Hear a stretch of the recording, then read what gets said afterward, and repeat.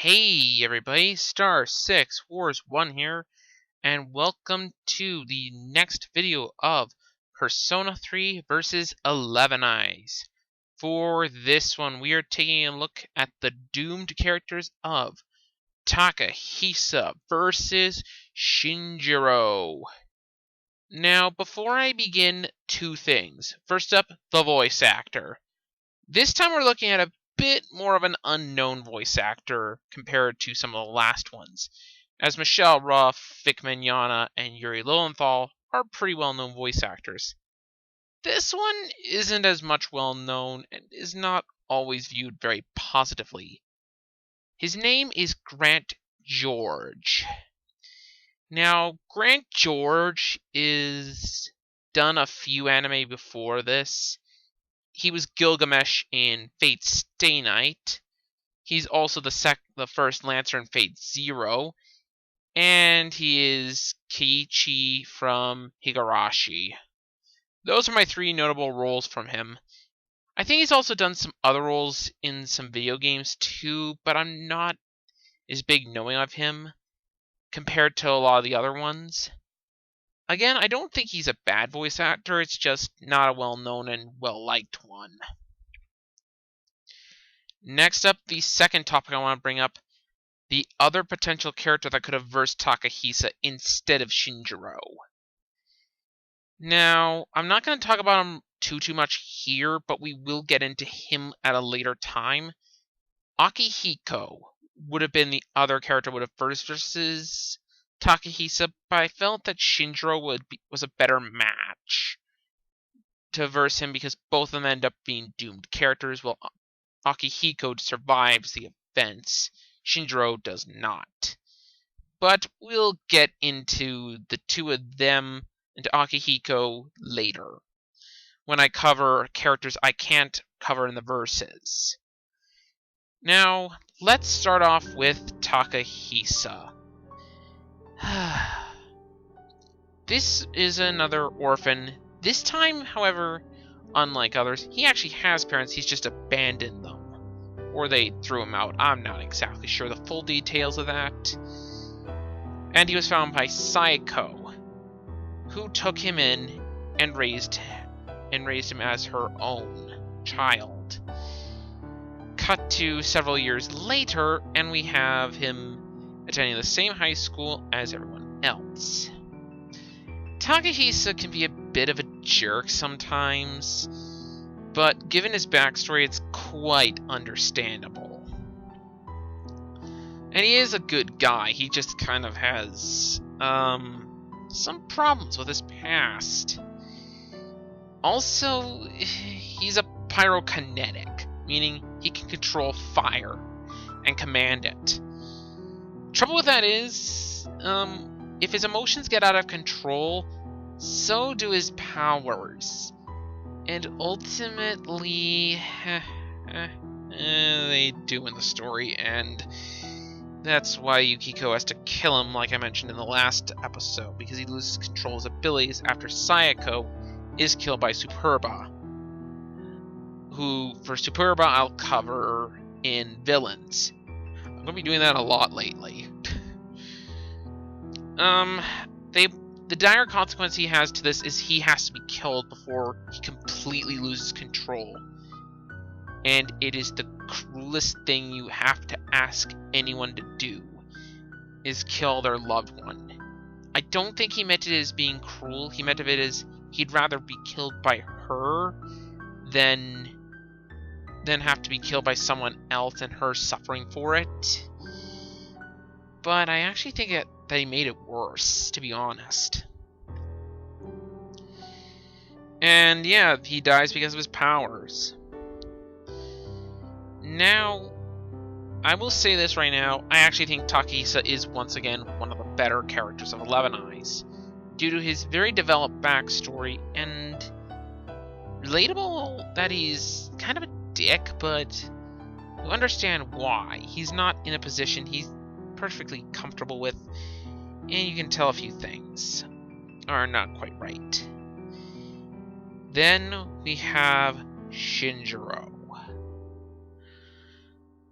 Oh boy, this guy is probably the saddest character in Persona 3, period. To start off, he has known one of the other characters, the aforementioned Akihiko, since early childhood. And they were in an orphanage together. Big surprise! But there's a bit of a twist. One night, there was apparently a fire, and Akihiko's sister was killed in the fire, and ever since, both he and Shinjiro had promised to get stronger so they can never feel helpless to save anyone ever again.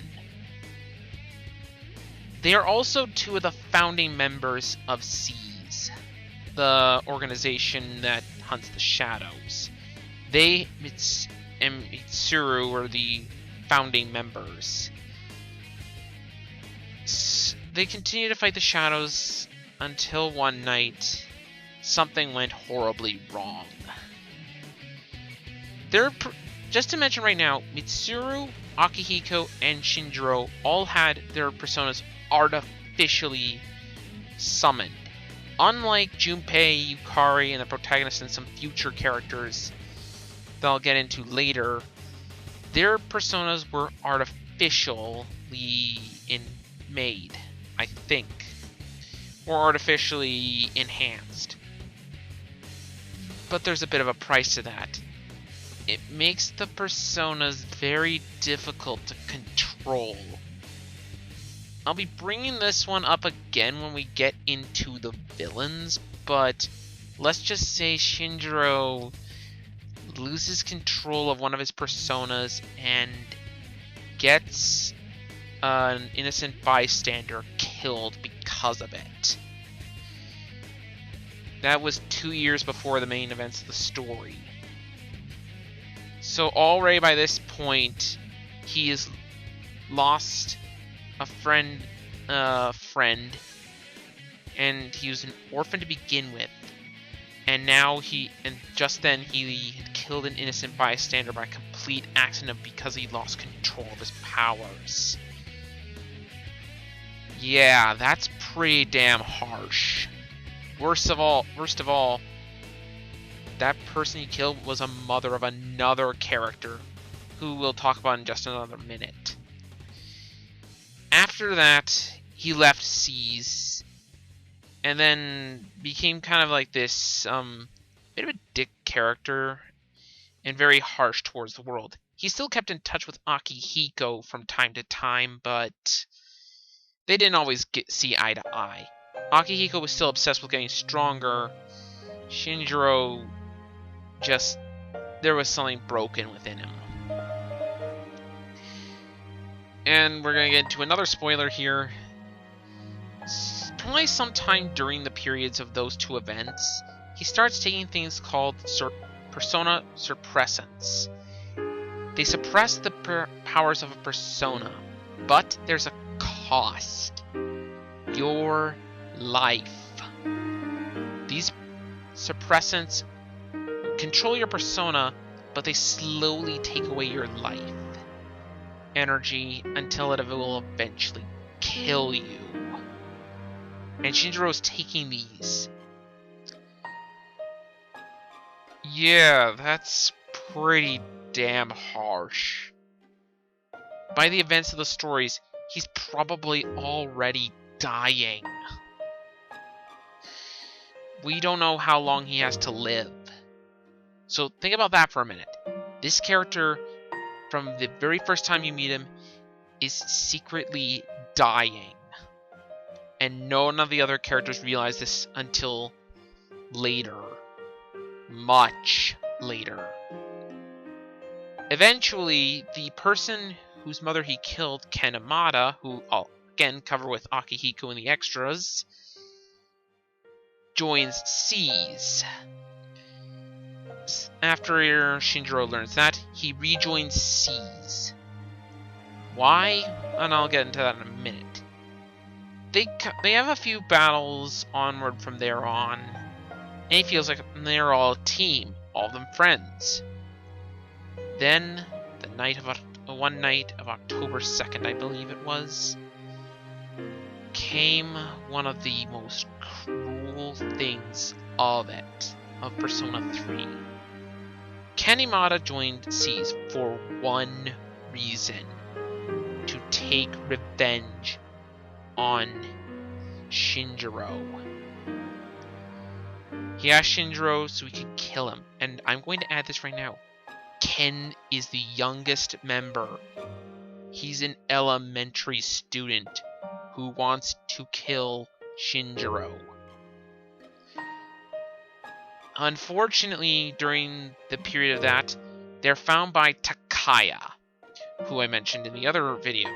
Takahisa decides, hey, let's not kill both of them. He shoots Shinjiro and leaves him for dead, while asking Ken who the persona where they can track the others is. Ken says it's himself because if Ken cannot have his revenge after realizing that Shinjiro's already dying to begin with, he no longer has the will to live. And then, in one of the most powerful things in Persona 3, Takahisa tries to shoot Kanimata, and Shinjiro takes the bullet for him. Yeah, I'm not kidding. The person who he wanted to kill just saved his life at the price of his own. He lays there dying, asking Akihiko to take care of Ken, and says to Ken that he's got a long life to live, and he's only a kid, knowing that he himself had been full of regret. And then he dies, satisfied with his life. I won't go into any further spoilers, but the last time you hear of him, you hear him right during the final battle, his spirit is telling the Persona 3 protagonist that let's do this. Meaning, that was the sign that Persona 3 protagonist was probably going to die from this. So his thing is a foreshadow. Long and short of it, his death was probably one of the things that hit the SEES members the hardest, because it was the first time they had to deal with death, and sadly, not the last. Shinjiro's death also changed the tone of the game. The game wasn't exactly a happy-go-lucky one to begin with, but from that point on, the comedy slowly starts to die, and by a certain point, just completely goes away, leaving only a much more somber game beyond there. So this is an important plot point.